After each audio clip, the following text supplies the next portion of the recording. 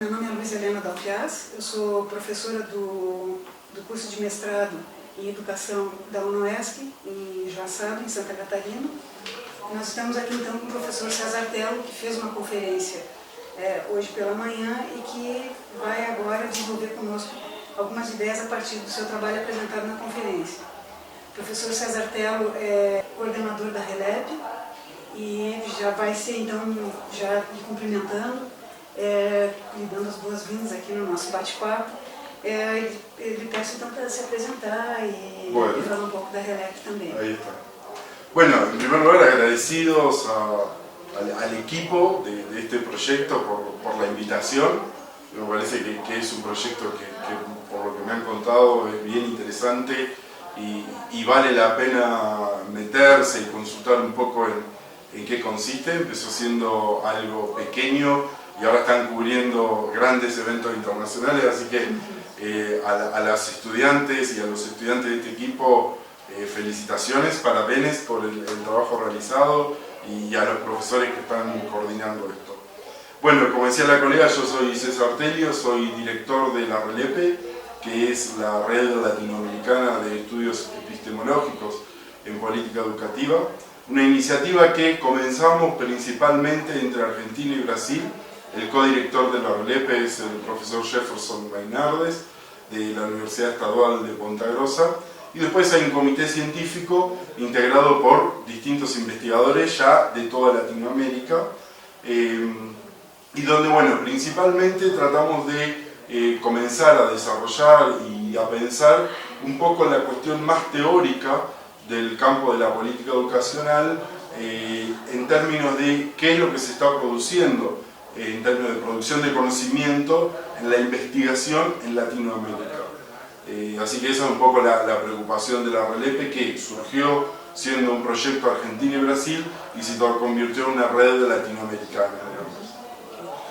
Professor César, talvez o senhor possa então desenvolver um pouco mais para nós essa ideia, do ponto de vista então da RELEP, desse trabalho que é feito, como que se pode pensar a especificidade então da epistemologia no campo das políticas educativas? Sí, en realidad yo creo que cada campo de lo que podríamos denominar en la corriente francesa de la ciencia de la educación, que en Brasil quizás hablaríamos de pedagogía, pero cada campo de la ciencia de la educación tiene un sustento epistemológico particular. Existe un sustento epistemológico general, si se quiere, de la ciencia de la educación, y después tanto el campo de la política educacional como el campo del currículum, la didáctica y la propia pedagogía, sin duda que tiene un sustento epistemológico. Ahora bien, en la política educacional ocurre algo particular y tiene que ver con el surgimiento de la política educacional en el mundo, de algún modo, al menos en el mundo occidental. Y que esto, bueno, lo hemos debatido con varios colegas en toda Latinoamérica y también con algunos colegas de Europa, acerca del surgimiento del campo de la política educacional, que desde mi perspectiva tiene que ver más con las ciencias sociales y las ciencias políticas que con la pedagogía. Con esto no quiero decir que rechazo la pedagogía. Yo vengo de la pedagogía, mi carrera de grado es pedagogía, ciencias de la educación, pero los que primero pensaron en la política educativa como campo teórico fueron los politólogos. Después los pedagogos comenzaron a decir esto puede ser importante en la formación de los pedagogos o de los graduados en educación. Lo que no significa que no había pensamiento o reflexiones en política educativa. Es decir, uno podría decir desde Aristóteles, de las polis, que existía una reflexión sobre política educacional. Ahora bien, si uno tiene que hablar del campo teórico de la política educacional, particularmente en Latinoamérica, y tiene que hablar de al menos la década de 1940, 1950, como surgimiento del campo, ¿no? En términos de Bourdieu, de un campo teórico, digamos. E, professor, e daí, pensando então nessa especificidade, justamente nessa correlação entre as questões sociais e políticas, né, para além e com a questão pedagógica, como que nós podemos então refletir sobre a problemática da justiça social, que é o tema do presente congresso, desse nosso colóquio. Bueno, eso fue un poco el eje de la conferencia que me tocó desarrollar hoy y que es lo que tratamos de insistir desde el surgimiento de la RELEPE, ¿no? Es decir, no creamos la Red Latinoamericana de Estudios Epistemológicos en política educacional porque somos epistemólogos. Somos politólogos de la educación, venimos de la pedagogía y nos interesa consolidar el campo en términos de fundamentos teóricos y epistemológicos. Entonces, no entendemos la epistemología desde un mero conocimiento filosófico o mero conocimiento teórico.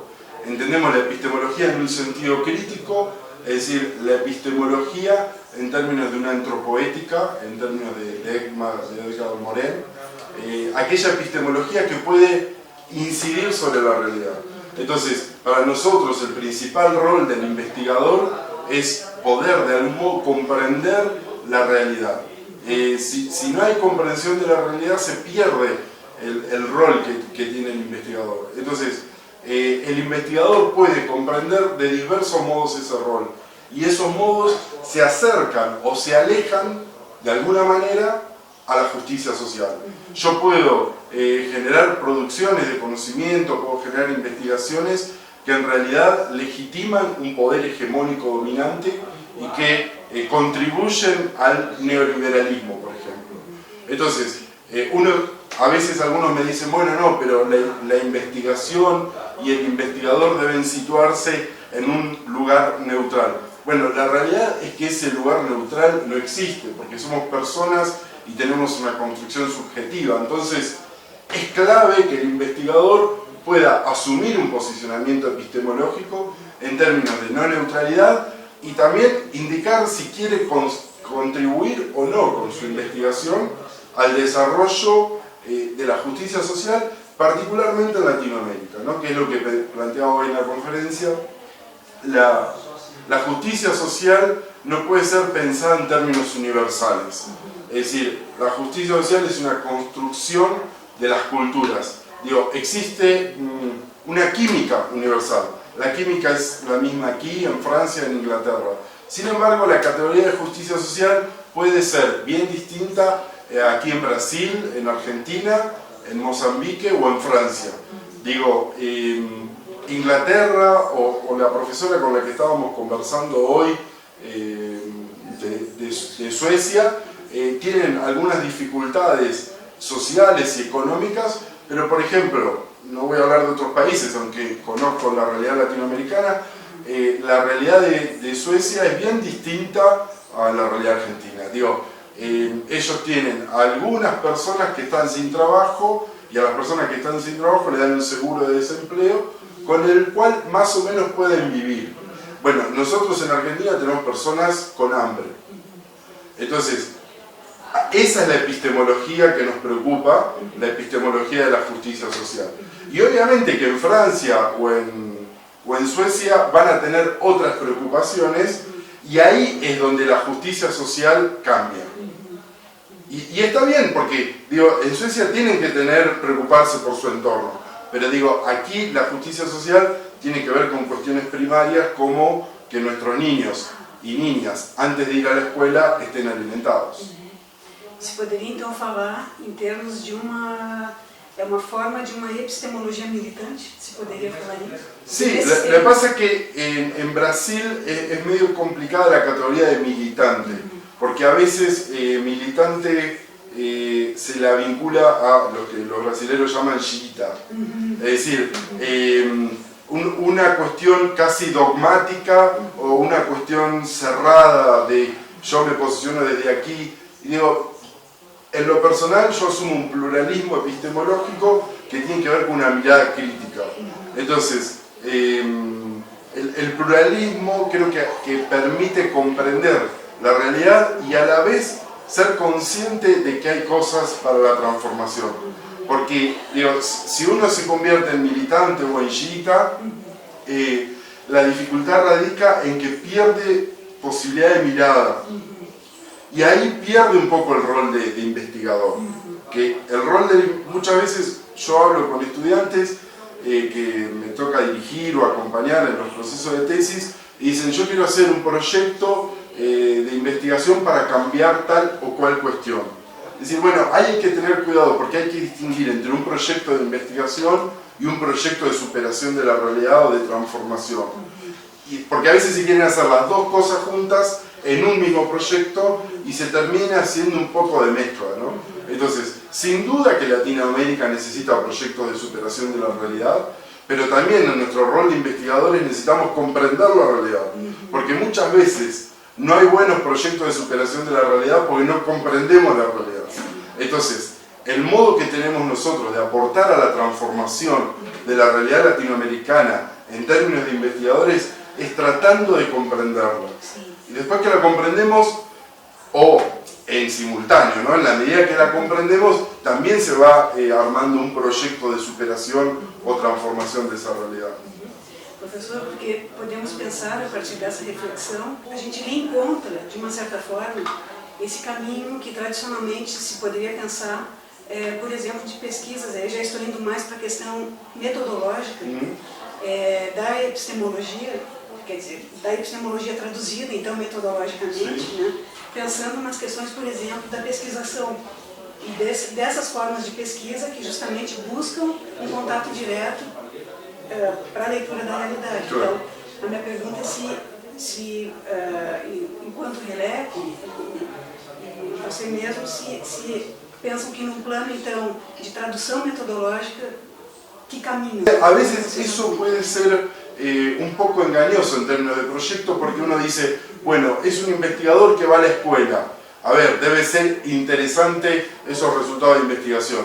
Y a veces un investigador que va a la escuela y es un mal investigador.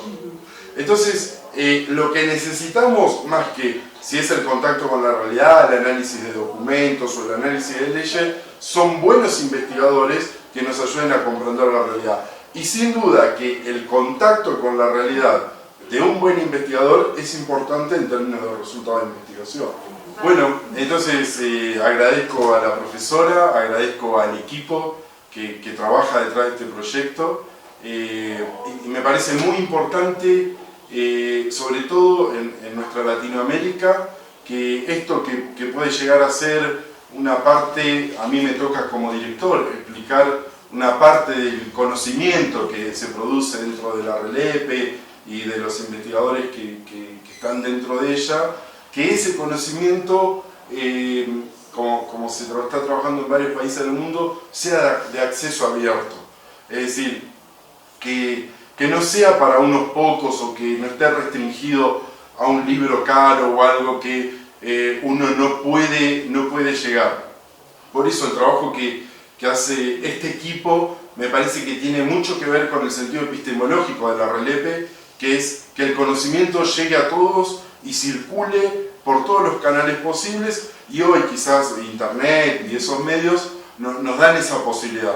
Por eso felicitaciones por el proyecto y porque siento que están en la misma línea en la que está trabajando la red, que es conocimiento abierto y conocimiento para todos. Así que muchas gracias. Muito obrigada. Obrigado.